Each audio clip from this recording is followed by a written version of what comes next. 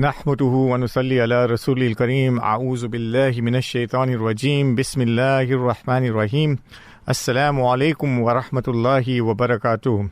It's Anwar Mullah back with the Business Matters program, Radio Al-Ansar, 8:40 on a Tuesday evening.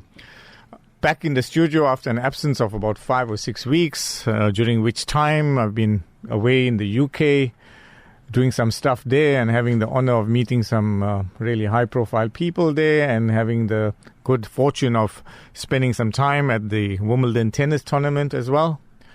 Returning to South Africa and speaking to you with mixed feelings this evening after the high of the weekend where myself and my good tennis partner from Stanger, Ismail Sidat, had the good fortune of winning the B section of a tennis tournament at Westridge Park and really having an enjoyable weekend. And yesterday on the chat for most of the day, getting praise as well as getting lots of side comments passed at us. We have a tennis tennis group called Osman's Tennis Club, and we play socially on a Saturday afternoon. And one of the main guys on that chat is a chap called Yaqub Chouan, and Yaqub was the gel that kept our tennis group together. A wonderful, wonderful person, and he was on the chat with us most of yesterday, saying to us that we owe them a braai for the fact that we won the tennis tournament, and I promised that this Saturday we would have the braai, and Yaqub said he'll arrange most of the stuff. And to the shock of all of us this morning, as we got up to the news that Yaqub unfortunately was called away. Allah knows best. Inna lillahi wa inna ilayhi raji'un. Yaqub was also the presenter, as you would have heard during the course of today, on the Simply Gardening program on Radio Al-Ansar every Sunday morning. But through my relationship with him through the tennis club, we became really close. And yes, it was absolutely devastating. I attended his janazah this afternoon at 2:30. But still trying to come to terms with the fact that we will be going to play tennis on a Saturday afternoon and Yaqub won't be there any longer.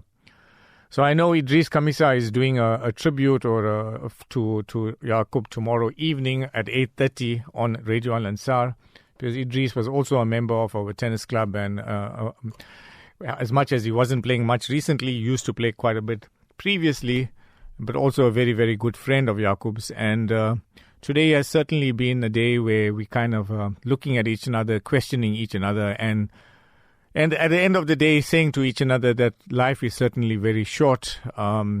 Here's a man fit, healthy, on the tennis court with us up to last week Saturday, and Allah has called him away this morning. So we grant Yaqub, or we ask Allah subhanahu wa ta'ala to forgive him his sins, to grant him Jannatul Firdaus. And for the gentle soul that he was, to, really, we definitely miss him. So I don't want to say too much because this is a business program, but I sit here certainly in a bit of a dumbstruck type of way this evening, having lost a person that I certainly have become very close to in the last year and a half or so, since I started playing tennis on a social level on a Saturday afternoon. With that, it's not so good news. It's again, welcome to the Business Matters program, 90.4 FM and 105.6 for the people, 105.6 FM for the people living in Pietermaritzburg. It's certainly nice to be back in the studio after a long absence, but Altaf, my co-presenter, did a sterling job from what I believe while I was away. And he unfortunately, I think, injured himself during Bakrid. And he's still recovering from some of his injuries, so we wish him well. And with that, and without much further ado, let me introduce you to our guest for this evening. And our guest for this evening is from Johannesburg, and her name is Nazareen Ebrahim.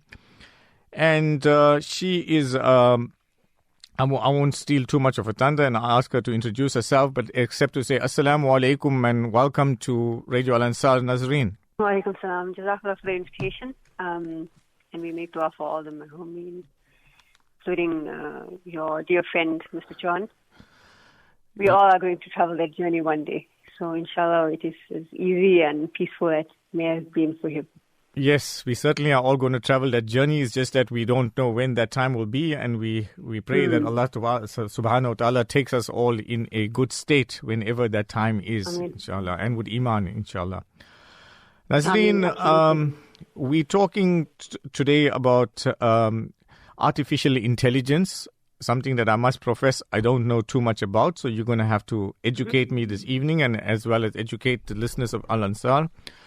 Can you tell us a little bit about yourself firstly, and your how you got to be involved in this company that revolves around artificial intelligence? So, my foray into AI was through attendance at the Web Summit in Portugal. This was in 2018. I had an opportunity to speak with VC there, San Francisco-based VC, and he introduced me to the AI for Good movement. I came back to South Africa, established a not-for-profit tech research organization called Socially Acceptable, and started the research journey into AI ethics, but also AI for good. And that's now since culminated into a mentorship opportunity as of 2020 when lockdown hit. Kay Firth Butterfield, who's the head of AI at the World Economic Forum, she is my mentor. So that gives us a lot of interesting opportunities to connect the dots with AI ethics, but also artificial intelligence as a application platform across the board. I think if we talk about what artificial intelligence means, it's such an incredibly pervasive technology in people's lives, but you might not be able to explain it or define it, but it's there and you're using it. Okay, Nazareen, you are the CEO of a corporate media and communications company. It's called Naz Consulting International. That's right. When was this company formed? This was established in 2010. It's been running for around 12 to 13 years. Okay. Pretty interesting area as a marketing, media communications professional, but that crosses or intersects with technology at a very high degree. So I would say these days marketers are just not marketers. We're business optimization technologists. So having an interest in artificial intelligence is key. It's not necessary. Nazareen, I'm going to bring you down to a bit of, let's put it a lower level, or bring you down to my level, and say, for the what at the very basic level, what is artificial intelligence? Artificial intelligence in its basic level is training a computer to think like a human being. This was established, or the phrase was coined back in the 1950s. There's Alan Turing, who did certain tests. He was a computer scientist. There's a lot of research around him. There's even something called the Turing test. So if you have a bit of time, you can read up on how it works specifically to test imitation of computer thinking with humans. But essentially, artificial intelligence is to mimic human thinking with predicting behavior or doing something in a robotic way, or to automating the process. That's why so many people say, "Oh, our job's going to get taken because robots are taking over." Right. Certainly not, but to some degree. Okay. So artificial intelligence, in a real nutshell, is trying to get robots to think like humans, or to try to get computers to think like humans. That's it. So the technology is to... And I'm sure the technology is improving all the time. You say this phrase was coined in the 1950s, but that would have been way before the advent of computers. And it would have been. I mean, the advent of computers and the thinking or critical thinking and logic applied to putting process together. That's essentially what programming is, right? How we put a computer on and it works because there's commands running in the background, making the Word document open or showing you the time or connecting to the internet. There's a certain language running in the background that are talking to particular commands. So the thinking and the research was there, but primarily at an academic or a military level. Right. I think mainstream use came late 1970s, 1980s, when someone said, okay, let's put a computer on. How can we take what we do manually and represent it on a screen? And so the stories of the massive companies in Silicon Valley or the American hub of technology businesses in San Francisco and the Valley or other areas is really the birth of how computers came to be. But the history of maths and science and other historical elements of how we understand the universe comes from a long, deep history of all cultures, particularly in Islam, where maths and science was such a massive, or are such massive areas of bodies of knowledge that take inspiration. But it's just that computer technology or putting a computer or a device in the hands of a consumer started actually not long ago. Okay, so artificial intelligence, apparently we are all influenced by it. Apparently we all, it's in our daily lives as much as we don't know it, and we don't think about it. But, if you can take us through, is where is artificial intelligence used and how is it, that it is in our daily lives? Think of a simple example. Okay. Sanwar, you're using, I'm sure, Gmail, as many people are. Right. And if you're using Gmail to type an email, and you're starting out, hi, Stephen. Attached, you will find the following document, or how are you doing today? Right. Chances are that your email is getting auto-populated, meaning sentences are starting to appear without you having typed them. Okay. You may have noticed that in writing out your emails recently. Okay. All right. Okay. I'm with you. So if people have noticed that kind of behavior, it's because Google is improving their technology around automating what people are doing in their daily lives. So if you think about your phone right now, okay, you've got about 2 to 3 apps that you use every day without fail, and they're part of your life. The calendar, your email, and possibly your banking app. Okay. But if you thought about Gmail and writing emails as an example, Google is the most pervasive of the technologies that we use because we use maps, email, the calendar, there are cloud services if you're saving something onto the drive. Things have become easier for you to do. They're almost automated in a way. You're prompted by your phone to do things before you've even thought about doing them, because the way Google has built their intelligent machine behind it, the learning or the thinking is about how humans behave. And that's really how AI is built when it's acting in a predictive capacity. So it's predicting what you will do and making the service easier. So I can write emails, but in an easier way. If that's an easy example to understand. Nazareen, I want to ask you something, because this is something that intrigues me a bit. For example, yesterday at home, I had a person come over because I was having a bit of a problem with some solar panels that I've got at home, and I've tried to get off the grid basically. So so I had a guy come across and have a look at some solar panels because there was some problem with them, and to my amazement today on my phone, I was getting adverts all the time about solar panels and something to do with inverters and things like that. And it happens quite often when you sometimes, you're not even professing it out loudly, but you even, maybe had a telephone call with somebody about a particular topic or subject, and then suddenly you're getting bombarded with adverts around that topic. For example, you discussed a car or something, and then suddenly you're getting all these car adverts coming through, but in many walks of life. So would this also be something to do with artificial intelligence? 100%. So the systems, think about all the social media networks that people are using, or any online platform where you have a digital identity. If you thought about it, Anwar, what are you paying to use Facebook at this point? Nothing, really. Nothing. Or are we paying something? We're actually paying them with our data. Okay. And that's what makes the engine of Facebook run.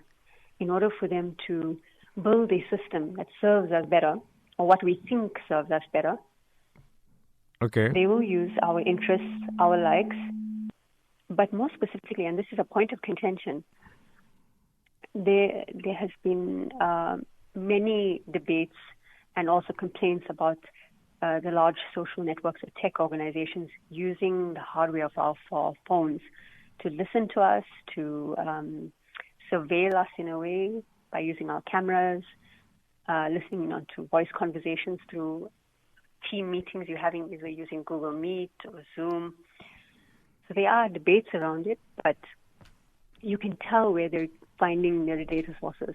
This is interesting to know because these help as different, pieces of information that help feed the big system that continually drives a very personalized approach to who you are as a customer or as a user.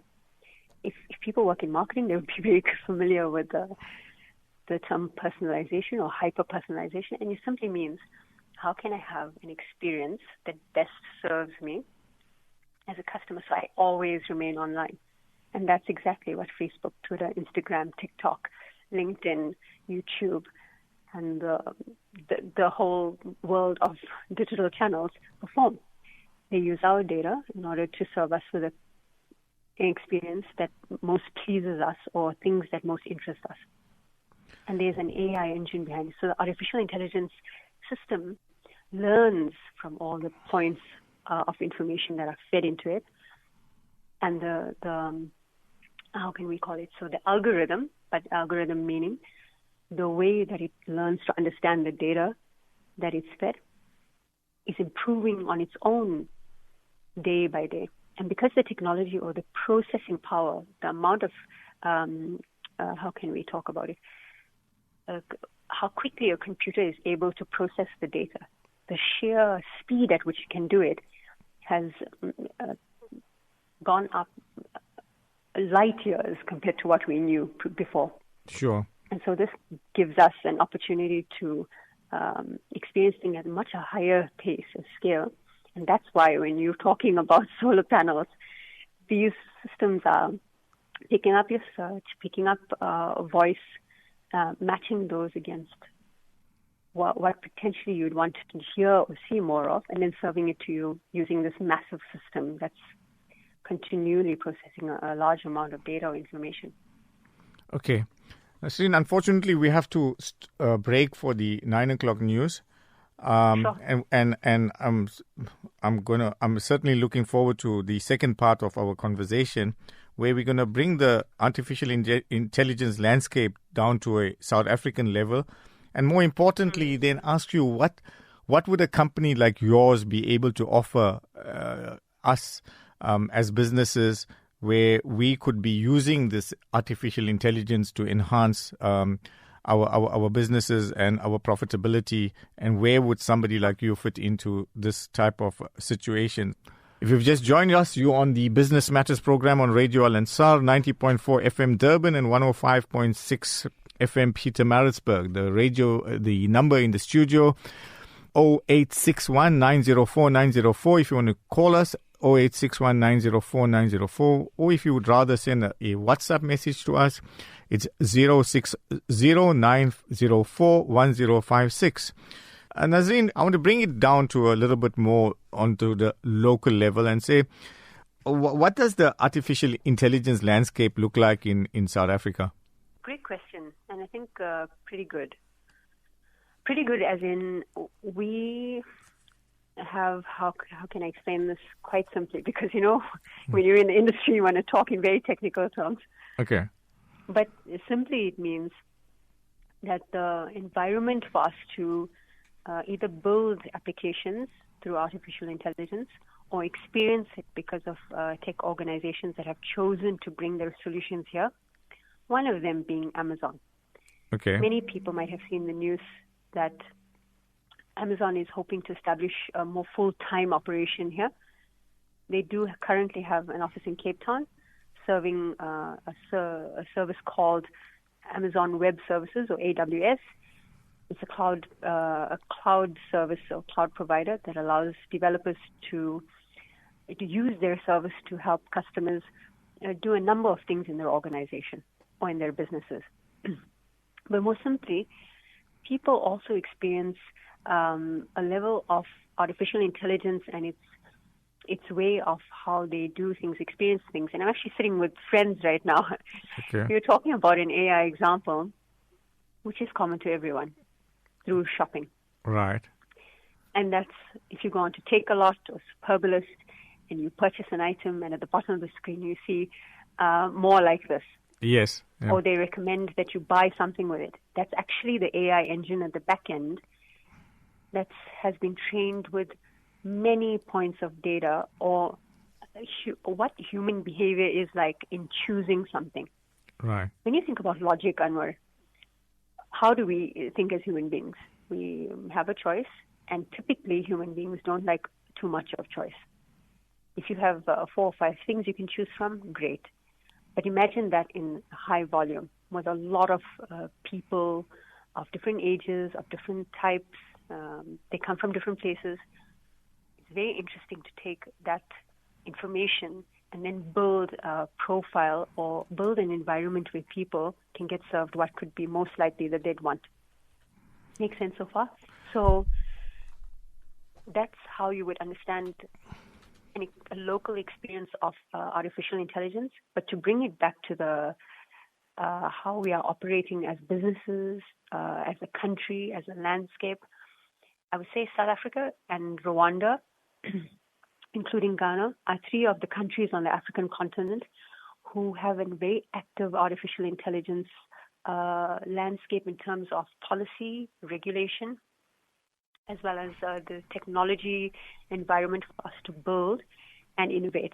And that simply means, as an example, Google recently established its first AI center in Ghana. Okay. Rwanda has the second World Economic Forum, Fourth Industrial Revolution Center here as an example. South Africa has the first one. The CSIR is host to it. It's here in Pretoria. So in terms of the AI landscape in South Africa, we're at a good position to innovate. The private sector helps to push that because they have money to build out these projects. There's money being invested into small organizations that are able to connect set data sets, meaning whatever information you need to train a machine, together with the technology that the international players bring here, there's a space to do that. But in terms of data privacy and what we're going to say just the common man on the street understands about what their data means to them, there's a lot of work that needs to be done in that, including how equitable the outcomes are of any AI system. And that's where my work, particularly as an AI ethicist, will come in. Okay. And I think that's particularly important for people. Ethics in and of itself is a universal subject. So whether something is right or wrong, or what people understand by the concept of right or wrong. When you take that into a system that uses technology and data to impact people, that's an interesting conversation to have. Okay. Interestingly, you brought up the issue of Amazon. I know I've got a friend whose daughter has been recruited and has moved over to Cape Town. So yes, Amazon is very active in Cape Town and busy building up what I would term their background and their artificial intelligence. But if I turn that around a bit and you look at a global company like Amazon, and yes, wow, they would be launched in South Africa and they'd be able to offer you all this beautiful product. But by the same token, on a local level, if you take a local company like you mentioned, Superbalist or Takealot, would not Amazon be eating into their market share? Yes, it gives consumers more of a choice, but then it kind of, you're finding the local flavor kind of going away and you being subjected to a global company. So again, losing South African revenue or turnover to a global company. You know, that could be said, and of course it will happen. When Amazon went into India, they took their advantage, I would say, of that being an economy that is open to early adoption, but also the just mass scale. Okay. That was 100% their idea of investing in India heavily. coming into South Africa is because we're one of the most thriving economies in the African continent. There are a number of factors that make us attractive as an economy, and of course that's why they settled in Cape Town, which is like the Europe of our region, I suppose. Sure. Makes it attractive for them. But if you think about Amazon overall, we think about it first in terms of the positive. It brings more, innovation and a level of customer service that is unparalleled. That's why they're market leaders in what they do to this particular economy. The second is that it brings us a far greater range of products at a local level. So your choice, you have much more choice. Yeah. The localization of being able to get products that you typically would wait, a far longer period for, is now accessible to us.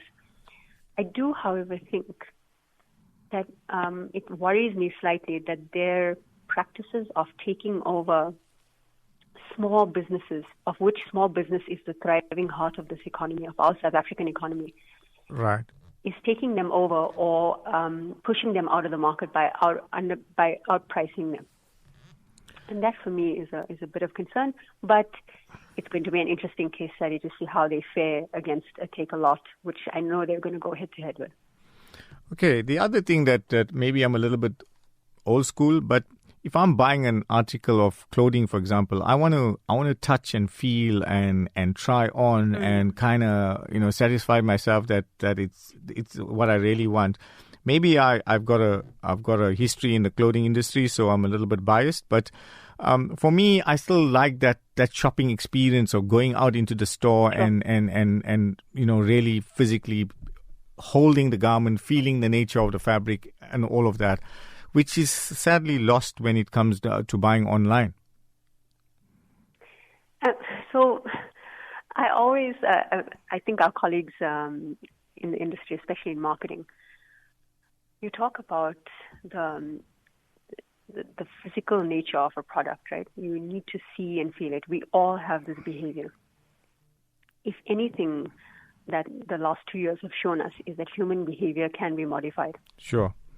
And by that I mean is people went into COVID and were forced to use remote technologies, having Zoom meetings, working from home, saving everything to the cloud, where typically you'd print or you'd take something to someone's office and sign it in a physical way.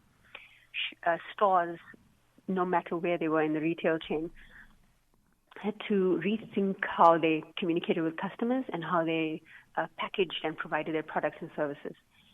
Now, touching and feeling, again, is a natural human behavior. We want to experience and understand and know whether something is right or wrong for us. But in our world, and with the technology that's overlaid to give you a deeper experience, things like why the concept of people may have heard the term of metaverse, and I was speaking to my friends earlier this evening about. Right. But that's where we're potentially heading.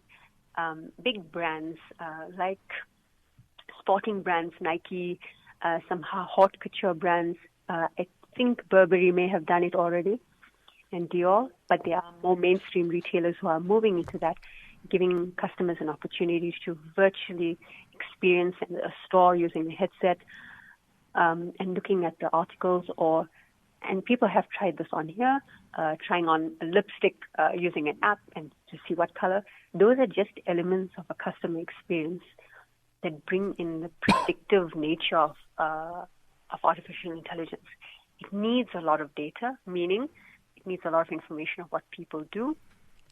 But that's one way you could potentially understand of how human behavior will be modified to meet the increasing demand of how I will experience things virtually. Okay, Nazareen, let's bring this to your level now in terms of what you can offer. So I'm a company in South Africa. I want to take my business to the next level. Where would somebody like you fit in? This is a good question. So I have I think I would say very good fortune of crossing the paths of both AI, having an understanding of AI, but in the marketing space. Right. Now, That's particularly important because I'm going to use a term called the marketing technology stack. What does that mean? It simply means whatever software you use in your business to do something, think about it in the marketing context.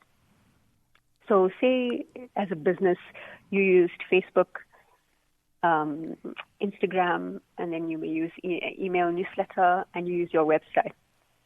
Right. Now, you're going to be using different platforms, right, to manage those and to put out a message to your customer and to manage them. That's essentially called, how can I say, the different platforms in your toolbox that you're using. But if you're a business and if you want to take it to the next level and have the budget to do so, then the place that you would start at is to understand what data sources you have in your business that can serve as proper business intelligence.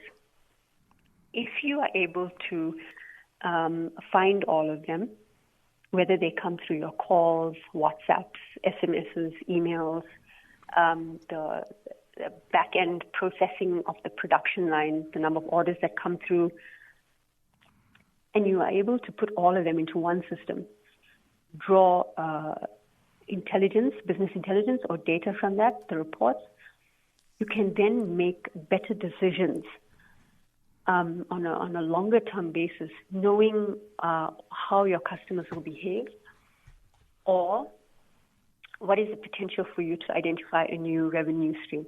That is possible through using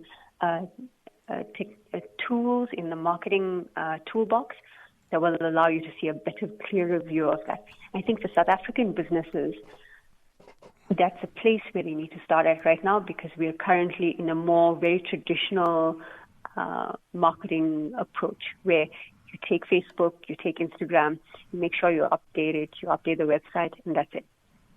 You've got to transition in order to make better business decisions.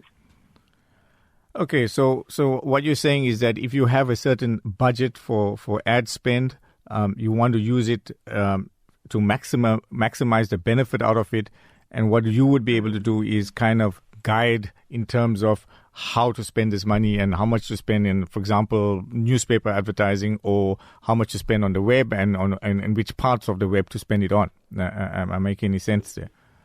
100%. You make a lot of sense. So there's two parts, right, Anwar, that businesses need to think of.